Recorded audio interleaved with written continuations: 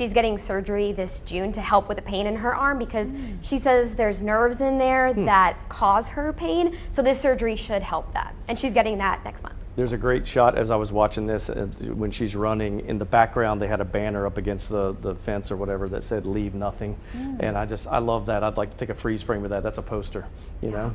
Very inspiring story. You know, when traumatic events like this happen to some people, they lose hope, they give up. But this is an example that instead of just giving up, just adjust in order to reach your full potential. Yeah, I think inspirational. It hits the nail on the head with this one, Lauren. You're exactly right. And Amanda, amazing job on that story.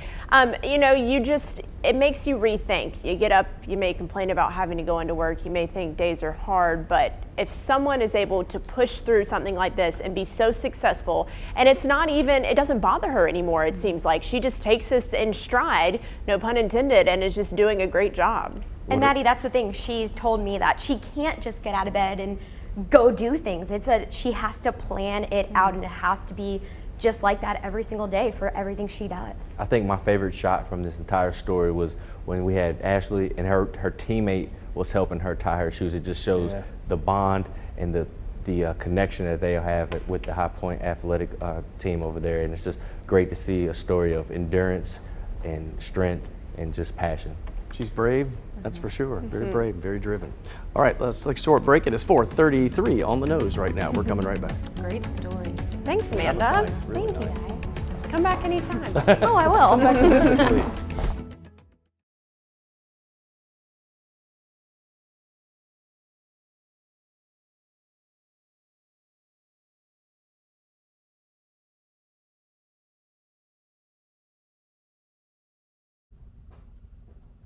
Hey, ice cold milk and an Oreo cookie, they forever go together like a classic combination. So hopefully maybe not three things then.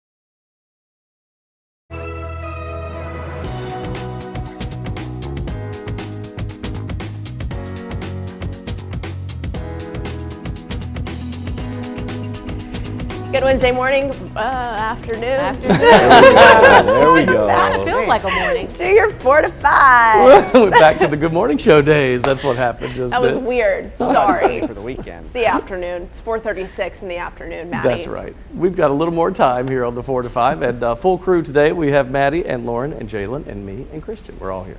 Yep, lots to talk about. So let's start with some of your headlines happening around the Triad with your 4 to 5 roundup. North Carolina Republicans unveiled a new tax cut plan Tuesday. The new proposal includes $1 billion in federal COVID-19 relief money to provide more for businesses trying to emerge from the pandemic. The original plan already contained an individual income tax rate reduction and more generous standard deductions. The new version also attempts to assist business owners who receive Paycheck Protection Program loans and other government assistance. Businesses could receive grants capped at nearly $19,000. The new version envisions doing away with the corporate income tax by 2028. Guilford County Schools is partnering with the local health providers to make vaccines more accessible for families in the community. Mobile vaccine clinics for anyone 12 and older will be held at Bessemer Elementary, Hunter Elementary, and Dudley High School throughout June.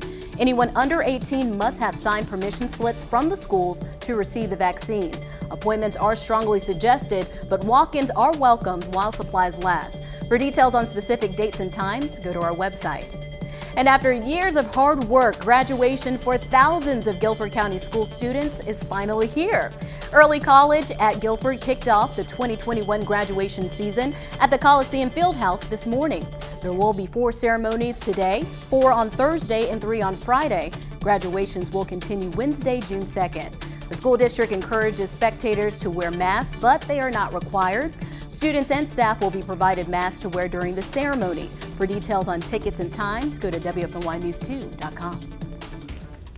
All right, let's focus on one of our local coronavirus metrics, doing a lot better lately, as a matter of fact. So this graph shows the percentage of tests coming back positive in Guilford County. The latest number, 2.8%. That is very good. One of the lowest numbers that the county has reported.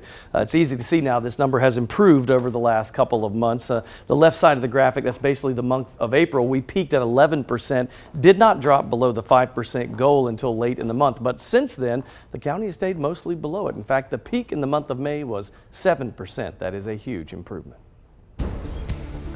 All right, weather-wise across the Triad, it's a hot and humid day of weather. Really feeling like summertime, but real quick look back at the month of May so far. It's been about 50-50. 13 cooler than average days, 13 warmer than average days.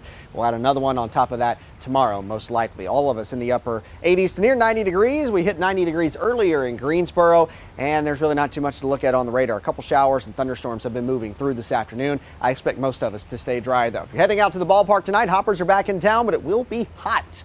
Right around 88 degrees for that first pitch tonight at 6:30. Going into your Thursday, we're not really going to cool off all that much tonight. Upper 60s to near 70 degrees. We'll warm back up to near 90 again for Thursday afternoon, and it is hot. But taking a look at Memorial Day weekend, it's actually a little bit cooler. I'll show you that full 7-day forecast coming up.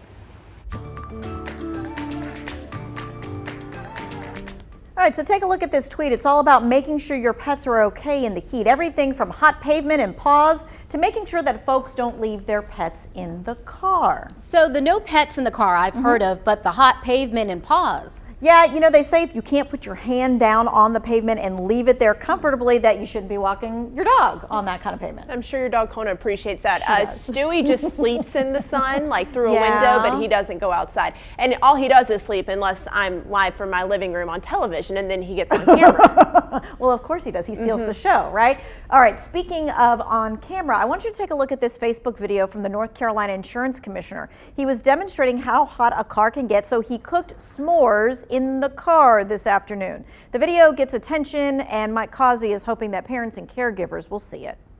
It can kill a child or a pet in just a matter of minutes. So you don't want to leave a child or pet unattended for any length of time. People have good intentions. They're just running into the store to pick up something. They're coming right back, and maybe they get sidetracked, but it's just too dangerous. All right, so according to heatstroke.com, so far this year, a North Carolina child has died due to being left in a hot car already, a 5-month-old from Iredell County, and that was back in April. Now, nationwide, 883 children have died from pediatric vehicular heat stroke. That means they were in the car. This has happened since 1998. Last year, 24 children died. So today was the perfect day to kind of do this kind of demo to show the danger of what the heat can do. And Christian, I understand that you as well are a fan of cooking food in the car to show just how hot it is. You know, I've never done it, but I've often thought about it. We talked about this over the weekend, and you know, all the time we say here in North Carolina, it's hot enough to cook an egg on the sidewalk, but we've never actually done it. Oh, we absolutely can cook an egg on the sidewalk, right? 2 tests coming up. Yeah, and I think, some folks think, well, I'll keep them in the shade with the window cracked a little bit. It's just really not enough.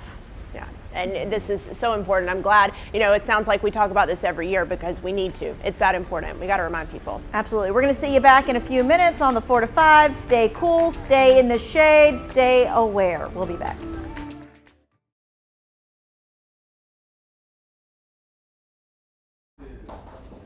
Doom, doom, doom, doom, doom. Yes, sir. Yes, sir. I'm here. Mic check. 1, 2, 3, 4, 5, 6, 7, 8, 9, 10. Thank you. Mics are hot. Are we on the Facebook? The mic is Oh, I don't. not yet.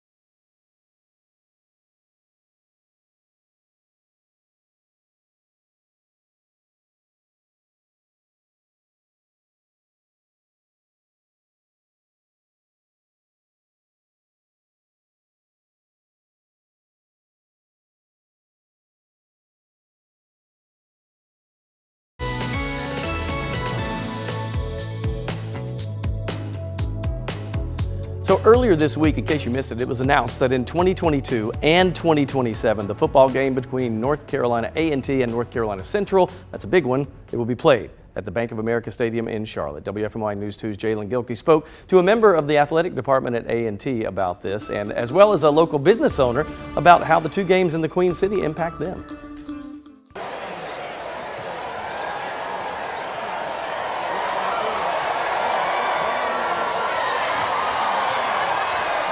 The Aggie Eagle Classic has close to a century's worth of football history, and in 2022, a new chapter will be written. This time last year, got reached out to by the Charlotte Sports Foundation, which puts on the Dukes Mayo Kickoff Classic. Obviously has some other teams playing in this year as well as 2023. And so reached out and wanted to see if we had any interest in moving one of our games down to Charlotte. So why not the biggest game of the year against the Aggies' biggest rivals, North Carolina Central? We all thought it made sense to move the game down there, kind of grow the brand, possibly of both schools, as well as the rivalry itself. The Aggie Eagle Classic will be held in Charlotte for the 2022 and 2027 seasons, which means each team will miss a scheduled home game. And that is a change Francis Jackson, owner of the Greek Teak in Greensboro, will just have to work around. With it being in Charlotte, we'll just do more advertising and letting people know, look, we're just 9 miles or so off of 85. So on your way to Charlotte, stop by or shop ahead of time with us so that they can have something to wear in Charlotte. And I do hope that we'll be able to set up maybe like a pop-up shop or something in the Charlotte area. Again, this change is for the 2022 and 2027 football seasons. But I cannot wait because I know there is nothing like a good time at the Aggie Eagle Classic. That is truly, I mean, you know, you got Carolina Duke and then A&T and Central, and that's the two big ones in town. I mean, I know you know that. I'm going to tell you this, Eric. I've been to a Carolina Duke football game, and I've been to several Aggie Eagle Classics, and it's not even close. We're talking about basketball. You said football. But yeah, I said the operative word. I said football. Just letting it know. But it is a huge game, and people get so pumped up about that. Lauren, have you been to one of those yet? I have not. I went to a homecoming game several years ago when I was in high school at A&T, but I have not been to like any recently. So. I love that they're getting to do this in Charlotte, a bigger arena. You know, the feel of it playing on Bank of America Stadium's field will be awesome for everyone. I'm just glad we get to play football this fall. It's a big spotlight. Oh man, I'm telling you, another attraction, another big time game to add to our program. It's true. It's very big. All right, we'll take a short break and we're coming back. Stay there. Jalen, you have to pick this or Turks and Caicos. Ooh, we call it a draw. I'm putting you on the spot. We'll call it a draw.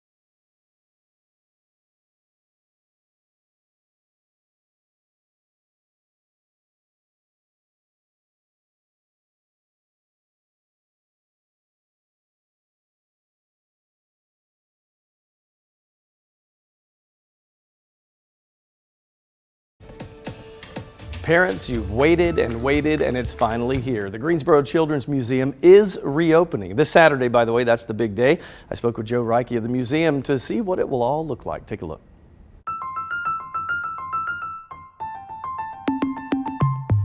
Hey Joe, thanks for taking time out today. So you guys are kind of partially open now, but the whole enchilada we get this weekend. Tell me how this is all playing out.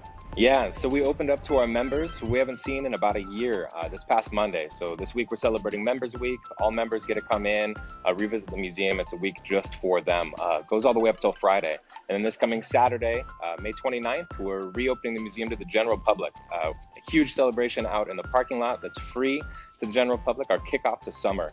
It's gonna have food trucks, magician, live music by 10-year-old musician Finn Phoenix, and activities for the kids and families to participate in, and a wheel that they can spin to maybe even win a GCM membership.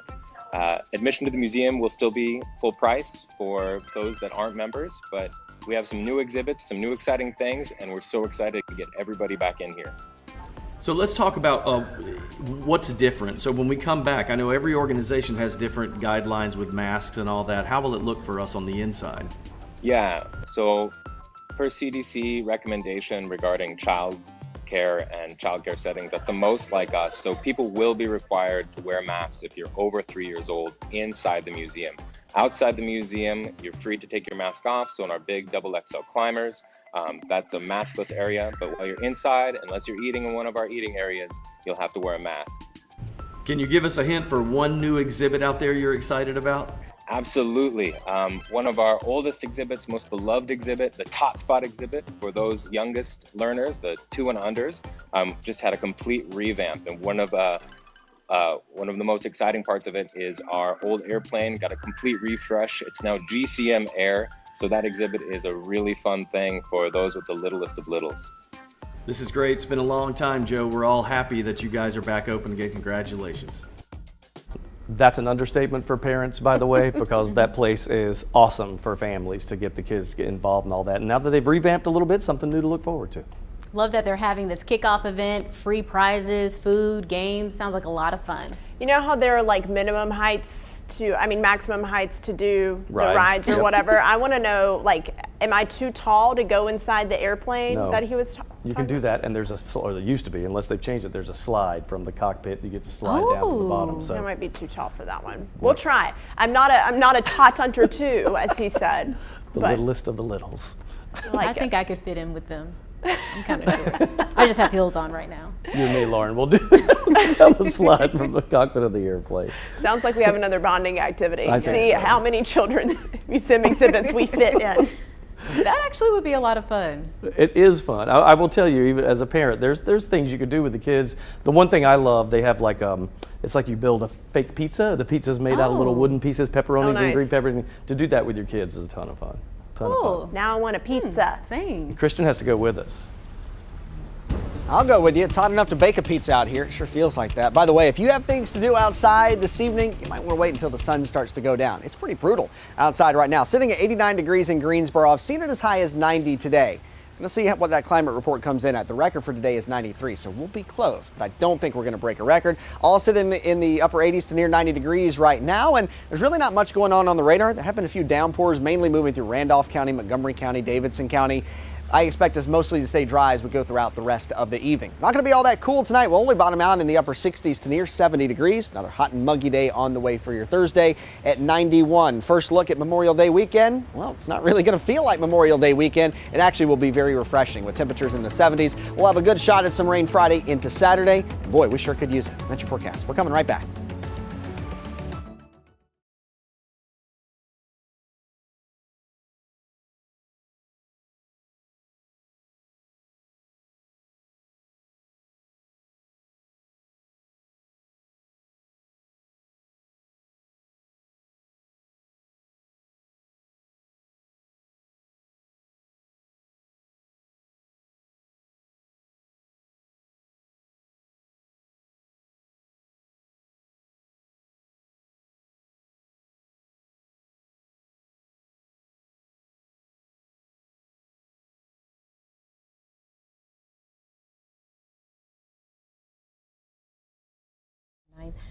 At the Greensboro Coliseum Fieldhouse, for those interested, it will be from 3 p.m. to 8 p.m.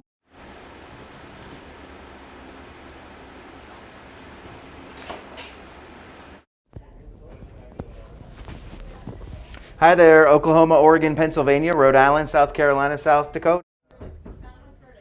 Hi, Kelly. 1, 2, 3, 4.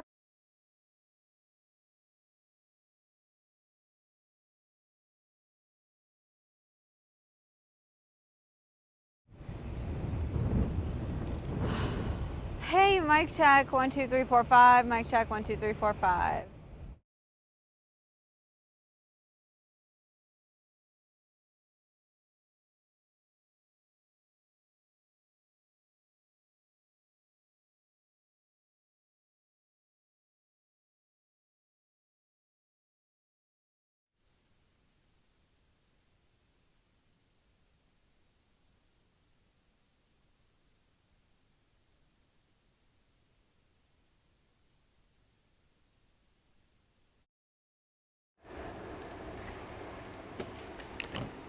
I hear my microphone. I don't hear anyone asking me for a mic check, but I'm going to perform.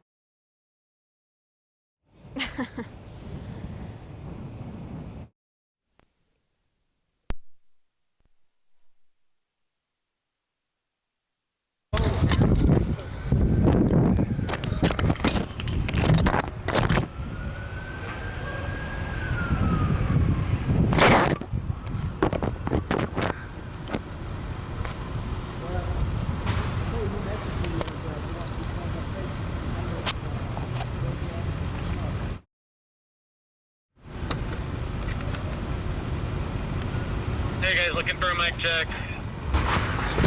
Hey, this is Sean. Grace is on her way over here, but this is a mic check if you can.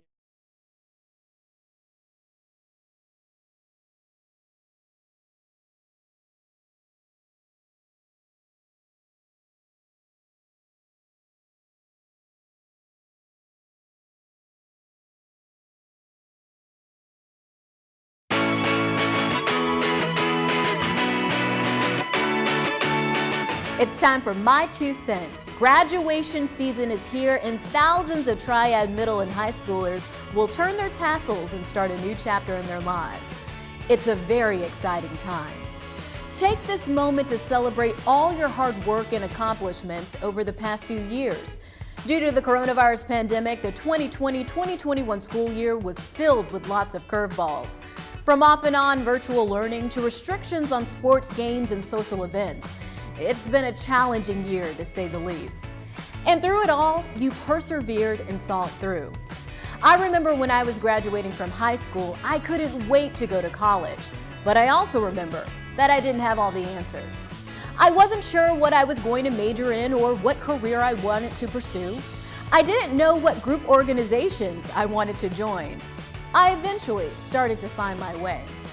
I say all this to say, it's okay if you don't know what exactly you want to do next. It's good to have a plan and a vision, but know that it's okay if it doesn't go the way you imagined.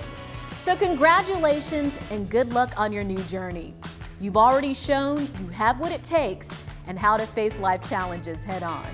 That's my 2 cents. That's your 4 to 5. WFNY News 2 at 5 starts now.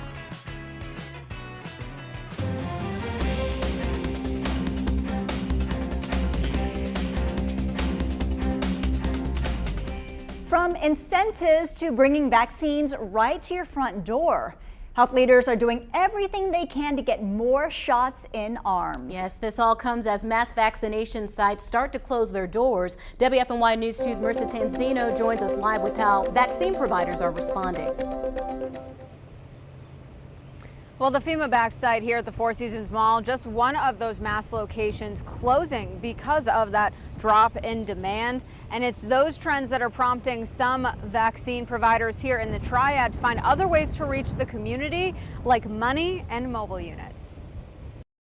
Any way that we can get an additional 10, 15, 20, 50 to 100 individuals vaccinated by getting the event closer into their neighborhood, into a building they feel comfortable with individuals they feel comfortable with, that is a win in our book. A heavier focus in the community. That's something you can expect to see as more vaccine sites close, with demand slowing down, even by way of vaccines on wheels. We'll be able to actually put our eyes and hands on the actual unit. Guilford County is awaiting the arrival of its mobile vaccination unit. Originally set to get here Tuesday, it was pushed back by supply chain delays, but leaders hope it'll arrive next week. In the meantime, you could get paid to get your shot, as some Guilford County sites start offering vaccine incentives. We're very excited that we are able to provide some support to our community members that are coming to get vaccinated for their time, their transportation. Now, Guilford County is just a handful of counties in the state that's participating in that incentives pilot program back here at the FEMA site. If you have gotten your first dose here in the last 3 weeks, you're going to get your second dose with the Guilford County Health Department at the Greensboro Coliseum. Marissa, thank you.